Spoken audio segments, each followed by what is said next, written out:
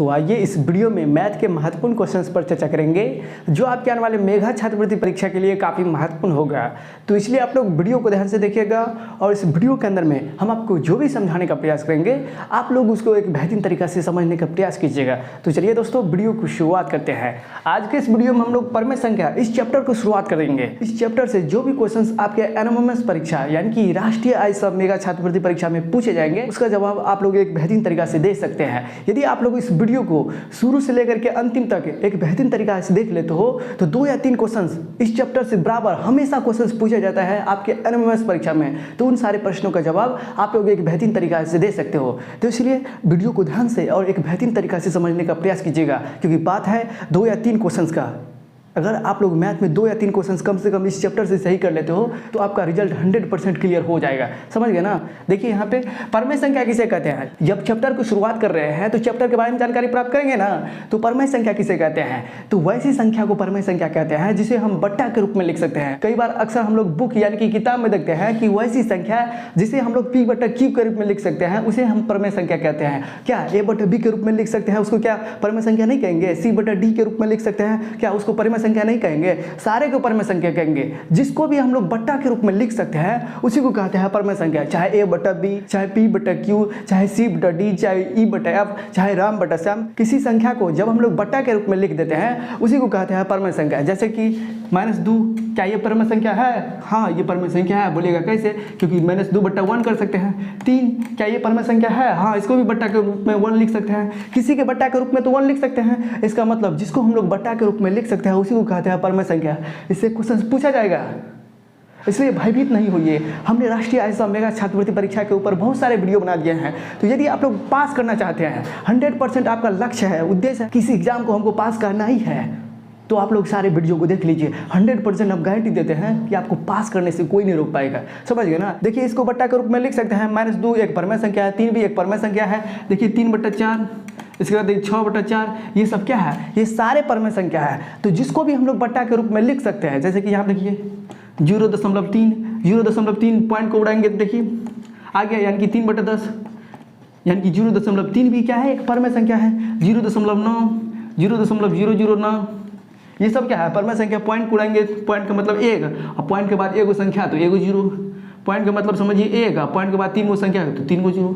तो जिसको भी हम लोग बट्टा के रूप में लिख सकते हैं उसी को कहते हैं परमेय संख्या। वैसे परमेय संख्या के बारे में हम पहले ही वीडियो बना लिए हैं। तो यदि आप लोग उन सारे वीडियो को नहीं देखे हैं तो आज ही यूट्यूब पे सर्च करके देख लीजिए GKS स्टडी सेंटर और वास्तविक संख्या। उस वीडियो में हम थंबनेल में लिखे हैं कि ये क्लास 10वीं के लिए है, लेकिन वही वीडियो आपके काम का है। क्यों ऐसा बोल रहे हैं? क्योंकि उस वीडियो में जितनी भी छोटी छोटी महत्वपूर्ण बातें थी जो आपके एग्जाम में डायरेक्ट आता है उन सारे क्वेश्चंस पर हम चर्चा कर दिए हैं। बहुत सारे विद्यार्थी जब यूट्यूब पे सर्च करेगा तो वहाँ पे दिखाई देगा कि सर जी आपने तो वो वीडियो 10वीं के लिए बनाए हैं, हम लोग के लिए थोड़ी है। नहीं, 100% है। इसलिए हम हाथ जोड़ के कहते हैं यदि आप लोग मैथ में सबसे अच्छा अंक लाना चाहते हैं, बेहतरीन प्रदर्शन करना चाहते हैं तो आप लोग उन दोनों वीडियो को देख लीजिएगा। वास्तविक संख्या के ऊपर 2 गो वीडियो बन चुका है। अगर आप लोग उन दोनों वीडियो को देख लीजिएगा ना तो 4 या 5 क्वेश्चन वहाँ से बन जाएगा। आपको नहीं बनेगा ना तो न कहिएगा। हम हर एक बार देखते हैं आपके एनएमएमएस परीक्षा का क्वेश्चन, तो उस परीक्षा का क्वेश्चन के आधार पर उन दोनों वीडियो के अंदर हमने सारे क्वेश्चन पर डिस्कस किए हैं। उस वीडियो में ऊपर में लिखे हैं ये क्लास 10th के लिए है, लेकिन हकीकत में वो 100% आप ही लोग के लिए है। इसलिए उन 2 वीडियो को क्लास 10th के लिए बनाए हैं, क्योंकि क्लास 10th के बच्चे को मालूम ही नहीं रहता है कि अभाज्य संख्या क्या होता है, भाज्य संख्या क्या होता है, परमेय संख्या क्या होता है, अपरमेय संख्या क्या होता है। तो इसलिए उन दोनों वीडियो को बना दिए हैं ताकि क्लास 10th का बच्चा एक बेहतरीन तरीका से उसका बेसिक जब तक कंप्लीट नहीं रहेगा, उसकी जड़ मजबूत नहीं रहेगा तो क्लास 10th वो समझेगा किस तरह से। इसलिए हमने आपकी सारी बातों को क्लास 8th में जितने भी छोटी छोटी महत्वपूर्ण बातें थी जो आपके एग्जाम में 100% पूछे जाते हैं उन सारे क्वेश्चंस को उस वीडियो के अंदर में हम आपको एक बेहतरीन तरीका से समझा दिए हैं। तो यदि आप लोग मैथ में अच्छा करना चाहते हैं तो आप लोग उस वीडियो को जरूर देखिएगा। उस वीडियो का लिंक इसी वीडियो के डिस्क्रिप्शन बॉक्स में दे दूंगा। आप लोग उस वीडियो को एक बेहतरीन तरीका से देख लीजिए ताकि आपका रिजल्ट नेक्स्ट लेवल पर पहुंच जाए। अब आइए दोस्तों वीडियो को आगे बढ़ाते हैं। यहाँ देखिए क्वेश्चन आपके एनएमएमएस एग्जाम में पूछेगा किस तरह से। देखिए कहेगा कि शांत कैसी संख्या के दशमलव प्रसार शांत होता है और कैसी संख्या के दशमलव प्रसार अशांत होता है। इस तरह का क्वेश्चन जरूर 100% है।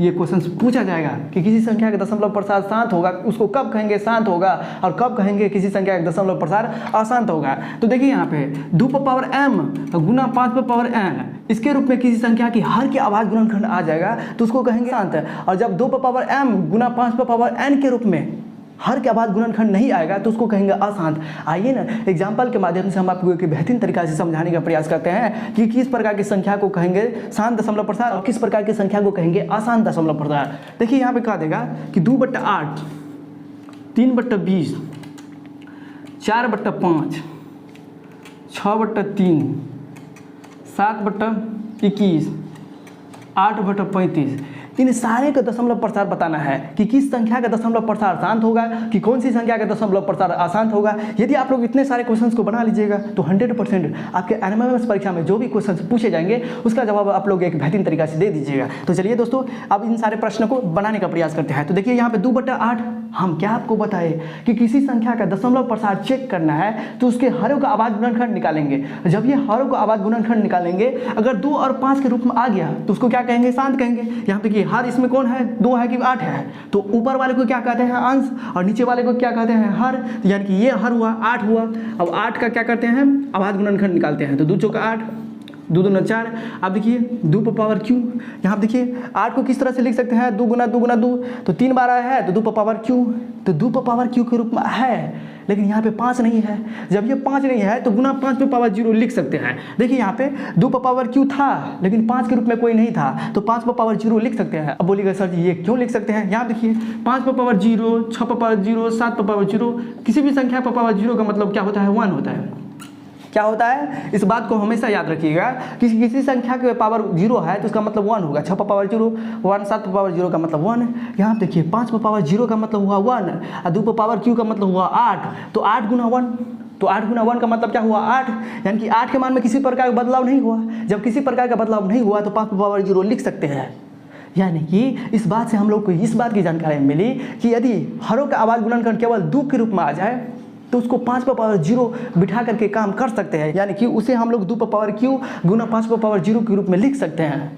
मान के चलिए यहाँ पे 5 पर पावर 3 आ गया, अगर 2 के रूप में नहीं है तो यहाँ देखिए 2 पर पावर 0 के रूप में लिख सकते हैं। 2 5 के रूप में जब भी आया उसको क्या कहेंगे शांत कहेंगे। और अशांत किसको कहेंगे अगर हमारे तुम्हारे के बीच में कोई तीसरा संख्या आ गया तो उसको हम ढूंढ देंगे। एक फिल्म का कहावत सुने हो ना, डायलॉग तो सुने होंगे कि अगर हमारे और तुम्हारे बीच में कोई तीसरा व्यक्ति आया तो उसको ढूंढ देंगे। ये डायलॉग तो सुने हो। ठीक उसी तरह 2 5 के अलावा कोई तीसरा संख्या आ जाएगा ना तो वो अशांत हो जाता है। जब 2 5 रहता है यानी तो अकेले 2 भी रहता है, यानी तो अकेले 5 भी रहता है तो शांत रहता है, क्योंकि अकेले 2 भी आएगा। यहाँ देखिए अकेले 2 आया था, यहाँ देखिए 2/8 में 8 का जब आवाज गुणनखंड निकाले तो 2 पर पावर क्यू के रूप में आया। जब 2 पर पावर क्यू के रूप में आया तो गुना 5 पर पावर 0 के रूप में लिख सकते हैं, यानी कि ये 2 5 के रूप में आ गया, ये क्या हो गया शांत हो गया। समझ गए ना। एम एन क्या है ये पावर है। यहाँ देखिए ना ये 3 है, यहाँ पे पावर 0 है, यही है एम एन।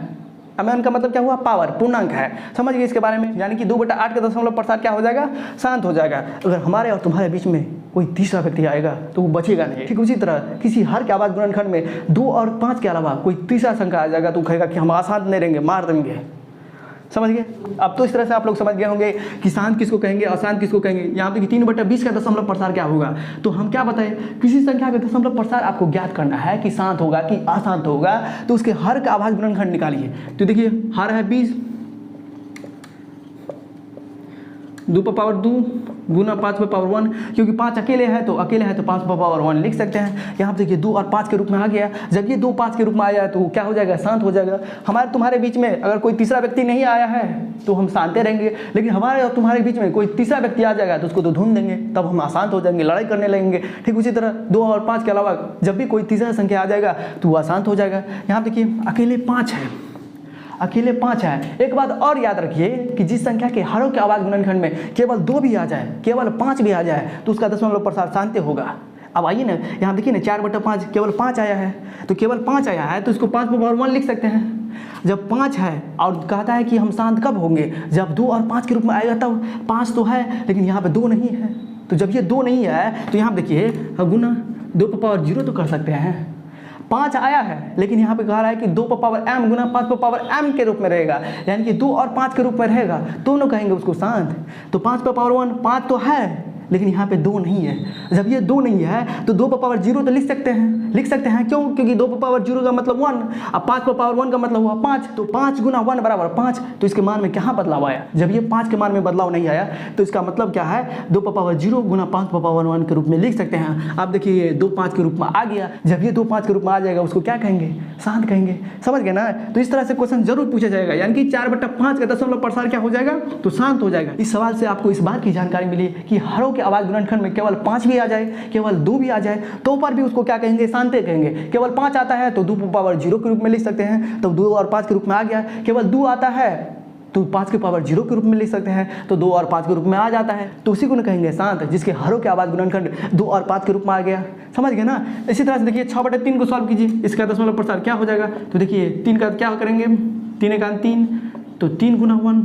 देखिए 2 और 5 के अलावा कोई तीसरा संख्या 3 आ गया है, 2 5 नहीं ना है, तो इसका मतलब क्या हुआ? ये अशांत हो जाएगा। अब देखिए 7/21 यानी कि इसका दशमलव प्रसार पूछेगा तो क्या कहेंगे? तो अशांत कहेंगे। 7/21 तो 7/21 में देखिए 21 का आवाज गुणनखंड निकालिए, 3 7 21। अब इसके बाद देखिए क्या हो जाएगा? 3 गुना 7। देखिए 2 और 5 के अलावा कोई तीसरा संख्या 3 और 7 आ गया है। 2 5 के अलावा जब ये कोई तीसरा संख्या आ जाएगा तो समझ जाइएगा उसका दशमलव प्रसार क्या होगा? अशांत होगा। जिस संख्या के हरों के आवाज गुणनखंड में 2 और 5 आएगा तभी वो शांत होगा, अन्यथा नहीं होगा। उस वीडियो को हम क्यों कह रहे हैं बार बार देखने के लिए? क्योंकि उस वीडियो के अंदर में जितनी भी आपके क्लास 8 में महत्वपूर्ण बातें थी, जिससे गणित मजबूत होता है, जो आपके आने वाले भविष्य के लिए अच्छा होगा, जिससे एनएमएस एग्जाम में क्वेश्चन पूछा जाता है, उन सारे क्वेश्चंस पर हम डिस्कस कर दिए हम। तो इसलिए बाबू हम हाथ जोड़ कर कहते हैं कि यदि आप लोग परीक्षा में टॉप करना चाहते हैं, बेहतर से बेहतर अंक लाना चाहते हो, देखियो अभी कितना पसीना बह रहा है। आत्तों पर भी तुम लोग बात नहीं मानते हो। इतने पसीना और इतने मेहनत करने के बाद फिर भी आप मेरा बात नहीं मानते हो तो कितना बुरा लगता है। हम जो कहते हैं उतना कीजिए आप लोग। अगर तब रिजल्ट नहीं आएगा ना, रिजल्ट काहे नहीं आएगा? 100% आएगा। ये बात को दिमाग से हटा दीजिए कि मेरा रिजल्ट नहीं आएगा। जरूर है, आप लोगों को बेस्ट से बेस्ट नेक्स्ट लेवल का रिजल्ट आएगा, सबसे ऊपर लेवल पर रहिएगा आप लोग, यदि मेरा बात मानते हो तो। समझ गए? अब इसके बाद देखिए अंतिम सवाल 8/35। तो 8/35 का दशमलव प्रसार क्या हो जाएगा? तो देखिए 35 का आवाज गुणनखंड निकालते हैं, तो 5 7 35, तो 5 7 35, तो 5 गुना 7। यहाँ पर तो 5 तो आया है, लेकिन 5 के अलावा कोई तीसरा संख्या आ गया है। ये कहता है कि 2 5 रहेंगे, अगर 2 5 के अलावा कोई तीसरा संख्या आ जाएगा तो हम अशांत हो जाएंगे, यानी कि इसका 8/35 का दशमलव प्रसार क्या हो जाएगा? अशांत हो जाएगा। समझ गए? अशांत हो गया। समझ गए ना? तो इस तरह से आप लोग को एक बेहतरीन तरीका से समझना है। वीडियो को जब तक शुरू से लेकर अंतिम तक देखिएगा नहीं तो आपको कुछ भी फायदा नहीं मिलेगा, क्योंकि बीच में हो सकता है हम उस टॉपिक पर चर्चा कर दिए, अगर पूरा शुरू से लेकर के अंतिम तक नहीं देखिएगा वो टॉपिक आपका छूट जाए। अगर वो टॉपिक आपका छूट जाएगा जो हम बीच में पढ़ाए रहेंगे, अगर बाई चांस उसी से क्वेश्चन आ जाएगा आपके एनएमएस परीक्षा में, तो आपको वहाँ पर बहुत दिक्कत होगा। इसलिए हमेशा वीडियो को शुरू से लेकर के अंतिम तक देखिएगा, ताकि किसी भी वीडियो के अंदर में जो भी हम समझाने का प्रयास करते रहते हैं, पूरा कंटेंट, पूरा पढ़ाई आपके दिमाग के अंदर जा पाए। जब आप लोग वीडियो को एक बेहतरीन तरीका से देखिएगा तो 100% हम गारंटी देते हैं कि आपको पास करने से, एक बेहतर अंक लाने से कोई नहीं रोक पाएगा। तो समझ गए? यानी कि 2 आ गया, 5 आ गया, 7 आ गया, 2 और 5 ही तो रहना चाहिए, 7 नहीं रहना चाहिए।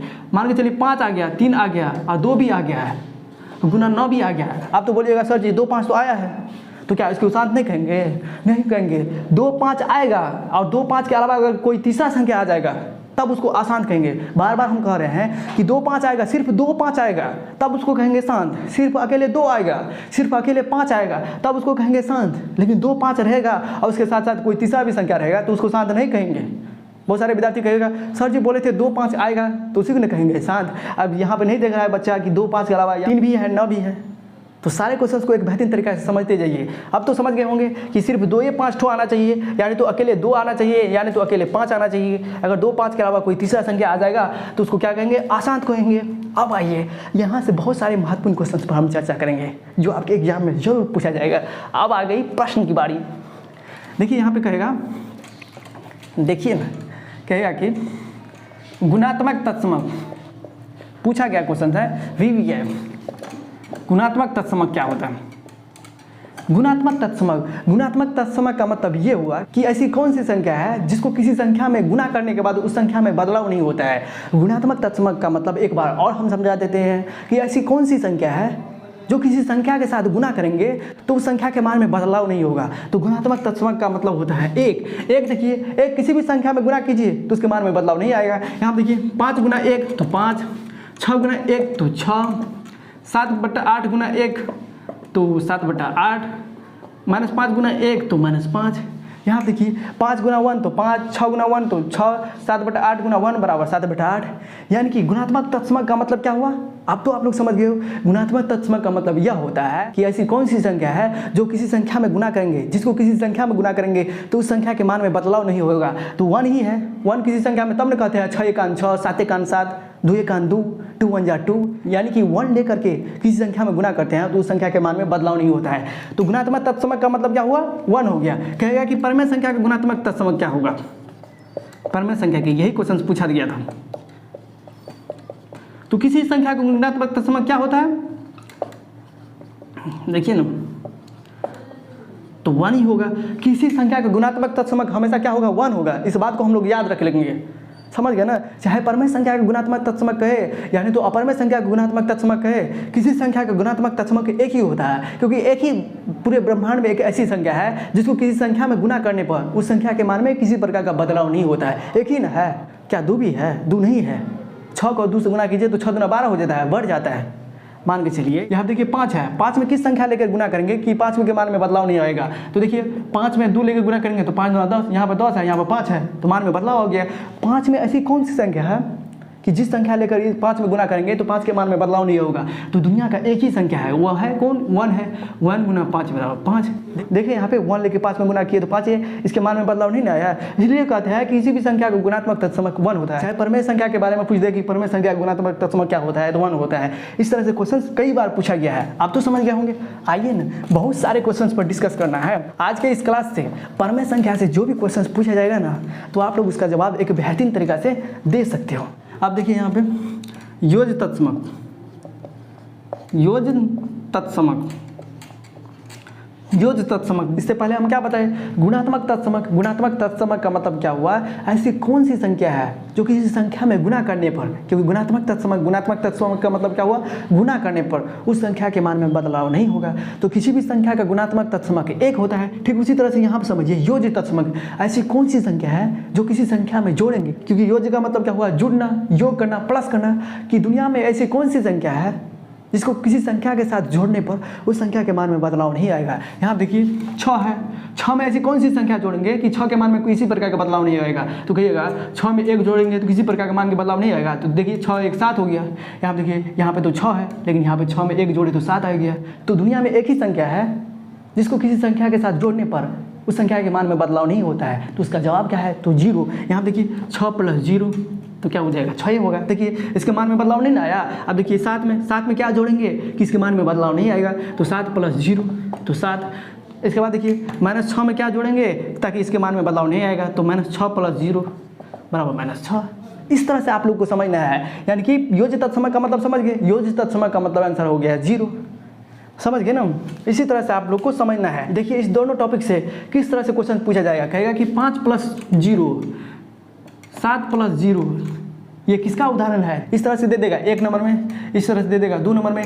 पूछ लेगा कि 5 + 0 ये किसका उदाहरण है? तो योज तत्समक का, क्योंकि किसी संख्या के साथ अगर 0 जोड़ेंगे तो इसका मतलब योज तत्समक। कहेगा कि 5 × 1, 7/8 × 1 -3/4 × 1 ये किसका उदाहरण है? तो 5 × 1 किसी संख्या में 1 लेके गुना करेंगे तो उस संख्या के मान में बदलाव नहीं होगा। जब किसी संख्या में गुना करने पर उस संख्या के मान में बदलाव नहीं आता है तो उसी को कहते हैं गुणात्मक तत्समक। तो ये सारे क्या है? गुणात्मक तत्समक का एग्जाम्पल है। एग्जाम्पल के माध्यम से पूछेगा, दे देगा कोई संख्या, कहेगा कि ये किसका उदाहरण है? तो ये गुणात्मक तत्समक का उदाहरण है। ये क्या है? योजित तत्समक का उदाहरण है। इस तरह से समझिए। अब आइए और कुछ महत्वपूर्ण क्वेश्चन पर चर्चा करते हैं। अगर नहीं आएगा ना इस चैप्टर से क्वेश्चन तो न कहिएगा, बहुत ज़्यादा क्वेश्चन पूछा जाता है। विद्यार्थी सबको पता ही नहीं रहता है कि कहाँ से क्वेश्चन पूछा जाता है। समझ गए? अब देखिए योग का साहचर्य नियम या साहचर्यता इस तरह से रहेगा। योग का साहचर्य नियम। जब ये साहचर्य नियम कहेगा तो वहाँ पे देखेंगे 3 गो संख्या लेंगे। जब ये साहचर्य नियम कहेगा, साहचर्य नियम का मतलब कोई 3 गो संख्या लेंगे। जैसे कि यहाँ देखिए a + b + c यहाँ पर भी सेम संख्या लेंगे, a प्लस बी प्लस सी। योग के सहचर नियम में कोई 3 संख्या लेंगे, बराबर की इस साइड 2 संख्या लेंगे, ठीक उसी तरह बराबर के उस साइड भी वही संख्या लेंगे। यहाँ देखिए ABC लिए तो यहाँ पर भी ABC लिए। अब यहाँ पे देखिए योग का सहचर नियम कहता है कि यदि आप लोग इधर से 2 को जोड़ते हैं तो आप लोग इधर से जोड़िए, जब अंतिम में जोड़े तो इधर शुरुआत में जोड़े। आप देखिए ना, आप टेंशन मत लीजिए, आप समझ जाइएगा। C plus D plus E, मान के चलिए यहाँ से शुरू से लेते हैं 2 को संख्या को घेरेंगे। यहाँ पे शुरू में लिए तो यहाँ पे क्या करेंगे, अंतिम में लेंगे, यानी तो अंतिम में लेंगे, बराबर की इस साइड में अंतिम में लेंगे तो इस साइड शुरुआत में लेंगे। यहाँ देखिए बराबर की इस साइड में क्या लिए, शुरुआत में लिए तो यहाँ पे अंतिम में ले लेंगे। 2 को संख्या को एकजुट करके जोड़ना है। आप देखिए कहेगा कि E plus F plus G, E plus F plus G, इसको कैसे करेंगे, मान के चलिए यहाँ से लिए शुरू में लिए तो यहाँ क्या करेंगे, अंतिम में लेंगे। इसी को कहते हैं योग का सहचर नियम। इस तरह से क्वेश्चन 100% पूछा जाता है। देखिए ना किस तरह से पूछा जाएगा, इसलिए बढ़िया तरीके से समझने का प्रयास कीजिएगा। एग्जाम्पल के रूप में क्वेश्चन दे देगा, कहेगा कि ये किसका उदाहरण है, किस नियम का उदाहरण है। देखिए तो योग का सहचर नियम का कहेंगे। योग का सहचर नियम कब कहेंगे, जब 3 को संख्या रहेगा और तीनों संख्या प्लस में रहेगा, इधर से 2 को किए रहेगा शुरुआत में, तो अंतिम में देखेंगे उस साइड दोनों संख्या को जोड़ा हुआ है। अगर इस तरह से रह जाएगा तो योग का सहचर नियम कहेंगे। देखिए किस तरह से पूछा जाएगा आपके एग्जाम में। 3 प्लस 2 प्लस 5 बराबर 3 प्लस 2 प्लस 5, इस तरह से रहेगा। यहाँ देखिए इधर से 2 संख्या को अंतिम में जोड़े, जब इधर से 2 संख्या को अंतिम में जोड़े तो यहाँ पे देखिए 2 संख्या को शुरुआती में जोड़ दिए, तो इस तरह से रहेगा। तो आप लोग समझ जाइएगा कि ये योग के सहचर नियम का उदाहरण है। आप तो समझ गए होंगे। अब देखिए 5 प्लस 6 प्लस 10, अब यहाँ पर भी करना है 5 प्लस 6 प्लस 10, दोनों साइड क्या है, एक ही संख्या रहेगा। इस तरह से आप लोग देखिए ना, दोनों साइड एक ही तरह का संख्या रहेगा। आप देखिए यहाँ पे हम लोग क्या करते हैं, शुरू में क्या करते हैं, 2 संख्या को जोड़ते हैं। जब शुरू में जोड़े तो यहाँ पे क्या करेंगे, अंतिम में जोड़ेंगे। तो इस तरह से देखिएगा, तभी आप लोग समझ जाइएगा कि ये योग का सहचर नियम है। क्योंकि सर बताए थे कि सहचर का मतलब कोई 3 को संख्या लेंगे, यहाँ पे योग है तो योग का मतलब जोड़ेंगे। यहाँ देखिए सभी जगह जोड़े हैं, तो इधर से अगर कोई 2 संख्या जुड़े रहेगा शुरुआत की ओर से, तो उधर क्या करेंगे, अंतिम की ओर से 2 संख्या को जोड़ देंगे। जब इस तरह से दिखाई पड़ेगा तब ये कहेंगे योग का सहचर नियम। आप तो समझ गए होंगे, समझ गए, समझिएगा क्यों नहीं। जब हम एक बेहतरीन तरीक़ा से एग्जाम्पल के माध्यम से हम आपको समझा देते हैं, क्यों नहीं समझ में आएगा, जरूर समझ में आएगा। आप देखिए गुणन का सहचर नियम, सहचर नियम कहेंगे या नहीं तो सहचर्यता कहे। इसमें भी क्या करेंगे, जब ये सहचर्यता या सहचर आ गया तो कोई 3 संख्या लेंगे हमेशा। जब भी आपके क्वेश्चंस में आ जाएगा गुणन का सहचर्य का मतलब ही होता है कोई 3 संख्या। अब यहाँ देखिए 3 संख्या लेकर गुना करेंगे, 3/5 गुना 4/5, 3/4, इसके बाद देखिए 3/5 गुना 4/5। याद रखिएगा, नहीं तो पता चलेगा कि क्वेश्चन आ जाएगा, एक बेहतरीन तरीक़ा से नहीं समझे रहिएगा तो वहाँ पर रोइएगा, सर जी पढ़ाए थे हम नहीं याद किए, हम नहीं समझे थे, जिस कारण से हमको ये क्वेश्चन नहीं बन रहा है। इसी तरह का क्वेश्चन कई बार एग्जाम में आ चुका है, इसलिए बढ़िया तरीक़ा से समझिए। समझ गए ना। आप देखिए यहाँ पे क्या करेंगे, गुणन का सहचर नियम का मतलब यहाँ देखिए इधर से 2 संख्या को गुना किए, इधर से 2 संख्या को गुना करेंगे पहली बार, तो क्या करेंगे, इधर से अंतिम में किए तो इधर से अंतिम में किए तो इधर से शुरुआत में कर देंगे। यहाँ देखिए 2 संख्या लेकर गुना किया है, जब 2 संख्या लेकर के योग करेगा तो योग का सहचर नियम, जब 2 संख्या लेकर के गुना करेगा तो गुणन का सहचर नियम। आप तो समझ गए होंगे ये क्या हो गया, गुणन का सहचर नियम। देखिए यहाँ पे A Guna P Guna Q किसी के रूप में दे देगा, क्यों ना, A Guna P Guna Q। जब इधर से शुरुआत में 2 संख्या को गुना किए साथ लेकर के, तो इधर से क्या करेंगे, अंतिम में 2 संख्या लेकर के गुना कर देंगे। इधर से शुरुआत में करेंगे तो इधर से अंतिम में करेंगे। गुणन का सहचर नियम है तो 2 संख्या लेकर के गुना करेंगे। देखिए यहाँ पर 2 संख्या लेकर गुना किए, यहाँ पर भी, तो ये क्या हो जाएगा, गुणन का सहचर नियम। आप तो समझ गए होंगे। आइए एक और एग्जाम्पल के माध्यम से बता देते हैं। 3/15 5/4 गुना -1/4, 3/15 गुना 5/4 गुना -1/4। आप देखिए इधर से लेंगे अंतिम में तो इधर से क्या करेंगे, शुरुआत में। अगर इस तरह से आपको दिखाई पड़ेगा एग्जाम्पल में तो समझ जाएंगे ये गुणन का सहचर नियम है। आप तो समझ गए होंगे, क्यों नहीं समझिएगा, जब हम इतना बेहतरीन तरीक़ा से समझा रहे हैं तो ऐसी बात ही नहीं है कि आप लोग नहीं समझिएगा। समझ गए ना। अब आइए देखते हैं गुणात्मक प्रतिलोम किसको कहते हैं। देखिए गुणात्मक प्रतिलोम, गुणात्मक प्रतिलोम के किस तरह से समझिएगा, गुना करेंगे उल्टा करके। गुणात्मक प्रतिलोम को वही कहते हैं हम लोग व्युत्क्रम प्रतिलोम, गुणन का व्युत्क्रम प्रतिलोम। देखिए यहाँ पे गुणात्मक प्रतिलोम का मतलब यहाँ देखिए 5 का गुणात्मक प्रतिलोम कहेगा ना तो इसका उल्टा करके गुना करेंगे, यानी कि 1/5 हो जाएगा इसका आंसर। समझ गए ना। देखिए यहाँ पे 6 गुना 1/6 रहेगा इस तरह से, 7 गुना 1/7 रहेगा इस तरह से, 8 गुना 1/8 रहेगा। इस तरह से गुना किए रहेगा तो आप लोग समझ जाइएगा, उल्टा करके गुना किए रहेगा। 6 का उल्टा 1/6 होता है, 1 का उल्टा क्या होगा तो 1 ही होगा। 5 का उल्टा क्या होगा 1/5, 2 का उल्टा क्या होगा 1/2।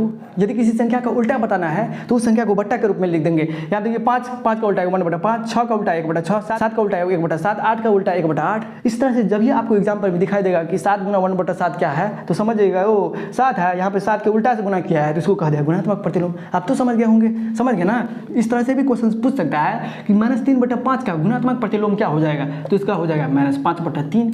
सिर्फ उल्टा करेंगे। 6/-4 का क्या हो जाएगा तो -4/6 हो जाएगा। इस तरह से क्वेश्चन रहेगा।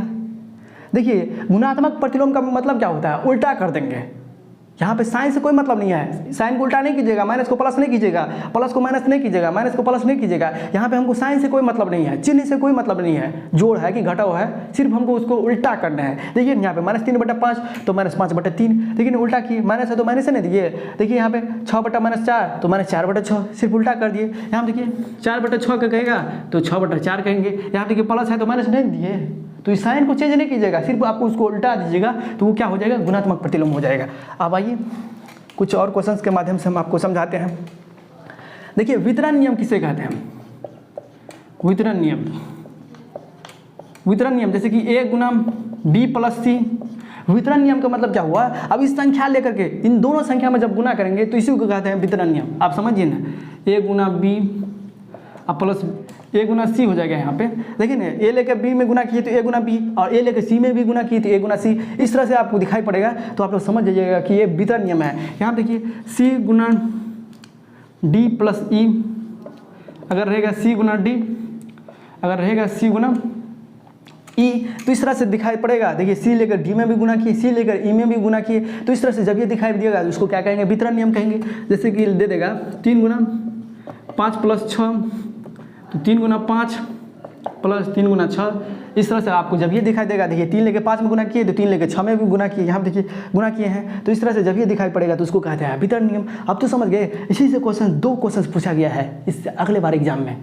आपके एग्जाम में भी इस चैप्टर से बहुत सारे क्वेश्चन मिलेगा, समझ गए ना। तो जो भी स्टूडेंट इस वीडियो को शुरू से लेकर के अंतिम तक देखता होगा तो समझिए ना, उसका 4 या 5 क्वेश्चन जरूर है इस चैप्टर से बन जाएगा। और उन 2 वीडियो को जो बताए हम देखने के लिए वास्तविक संख्या के ऊपर, अगर आप लोग उस दोनों वीडियो को देख लीजिएगा ना तो गणित में आपको टेंशन लेने का कोई ज़रूरत ही नहीं पड़ेगा, आपको बहुत सारे क्वेश्चन बन जाएगा। क्योंकि उस दोनों वीडियो में क्लास 8 से संबंधित जितने भी महत्वपूर्ण बातें थी जिससे गणित मजबूत होता है, उन सारी बातों को उस दोनों वीडियो के अंदर में हम आपको एक बेहतरीन तरीक़ा से समझा चुके हैं। तो ज़रूर है, जिसको पास करना है वो तो देखबे करेगा, जिसको पास नहीं करना है, जिसको इधर उधर करना है, जिसको बदनाम होना है तो नहीं देखेगा। समझ गए ना। तो वितरण नियम समझ गए। अब इसके बाद देखिए योज्य प्रतिलोम। योज्य प्रतिलोम का मतलब क्या हुआ, साइन चेंज करेंगे। गुणात्मक प्रतिलोम का मतलब वहाँ पे साइन नहीं चेंज किए, सिर्फ उसको पलटा दिए। उस संख्या को, जिस संख्या का गुणात्मक प्रतिलोम कह रहा था उस संख्या को पलटा दिए तो वह हो जाता था गुणात्मक प्रतिलोम। लेकिन यहाँ पे योज्य प्रतिलोम का मतलब जोड़ का घटाव करेंगे, घटाव का जोड़ करेंगे। यहाँ पे पलटाएंगे नहीं, लेकिन साइन को क्या करेंगे चेंज करेंगे। जैसे कहेगा कि -5 तो -5 का आंसर क्या देंगे, योज्य प्रतिलोम हो जाएगा 5। जैसे -5/4 तो क्या हो जाएगा 5/4। देखिए -6/3 तो क्या हो जाएगा 6/3। देखिए कहेगा 6/3 तो -6/3। 7/4 तो क्या करेंगे -7/4। 8/3 तो क्या करेंगे -8/3। यानी कि यहाँ पे योज्य प्रतिलोम का मतलब क्या हुआ, साइन को चेंज करना है। प्लस है तो माइनस करेंगे, माइनस है तो प्लस करेंगे, इसी को कहते हैं योज्य प्रतिलोम। यहाँ पे ये बात नहीं समझिएगा योज्य प्रतिलोम का मतलब कि किसी संख्या को पलटाना है। देखिए यहाँ पे पलटाए हैं, -5 का 5 दिए हैं, -5/4 का 5/4 दिए हैं, -6/3 का दिए हैं 6/3। क्या इसको 3/6 किए हैं, इसको पलटाए हैं? नहीं ना पलटाए हैं, सिर्फ क्या काम किए हैं, माइनस है तो प्लस किया है और प्लस है तो माइनस किए हैं। तो इस तरह से जब भी आपको एग्जाम्पल में दिखाई देगा आप लोग समझ लीजिएगा ये योज्य प्रतिलोम का उदाहरण है। समझ गए ना। तो इस तरह से क्वेश्चन जरूर पूछे जाते हैं, पूछा गया है। क्यों पूछा जाएगा, क्योंकि आपकी क्लास 8 की सिलेबस में है। पहले चैप्टर का नाम है परिमेय संख्या, परिमेय संख्या के अंदर में तो यही सब है। समझ गए, तो सिलेबस में है तो क्यों नहीं पूछिएगा, इसलिए टेंशन मत लीजिए सर जी ये क्वेश्चन पूछा जाएगा कि नहीं पूछा जाएगा। अब देखिए कहा देगा 5/10 का योज्य प्रतिलोम क्या हो जाएगा, तो क्या हो जाएगा -5/10। समझ गए। 6/20 का क्या हो जाएगा तो -6/20। -3/4 का क्या हो जाएगा तो 3/4। समझ गए ना। 5/10 का योज्य प्रतिलोम -5/10। प्लस है तो माइनस कर दिया, माइनस है तो प्लस कर देंगे। समझ गए, यहाँ पर माइनस है तो प्लस कर दिए। -3/4 का 3/4। इस तरह से आप लोग कन्फर्म एक बेहतरीन तरीका से तैयारी हो गया होगा। अब आइए, अब अंतिम टॉपिक बचा है। अब आइए क्रम विनिमय नियम जानते हैं। क्रम विनिमय नियम, क्रम विनिमय नियम को किस तरह से समझेंगे। यहाँ देखिए a प्लस बी लिए, यहाँ पे क्या करेंगे b प्लस ए कर देंगे, c प्लस डी लेंगे तो यहाँ पे क्या करेंगे d प्लस सी करेंगे, उल्टा करके जोड़ेंगे। यहाँ देखिए ना a प्लस बी तो b plus A, c plus D, d plus C, 5 plus 6 तो 6 प्लस 5, तो इसको क्या कहेंगे, इसको कहते हैं क्रम विनिमय नियम। इस तरह से करते हैं, इसके मान में बदलाव नहीं ना आता है। अभी जितना भी क्वेश्चन हम बताए हैं, चाहे गुणन का सहचर नियम, चाहे योग का सहचर नियम, जब उस तरह से कीजिएगा जिस नियम के अनुसार हम बताए, तो उस तरह से उसके मान में बदलाव नहीं होता है, वो एक दूसरे के बराबर होता है। जैसे 5 प्लस 6 का मान 11 होगा तो 6 प्लस 5 का भी मान यहाँ पर 11 होता है। देखिए एक दूसरे के बराबर है, इधर भी 11 और इधर भी 11, एक दूसरे के बराबर है ना, इसलिए लिखते हैं इस तरह से।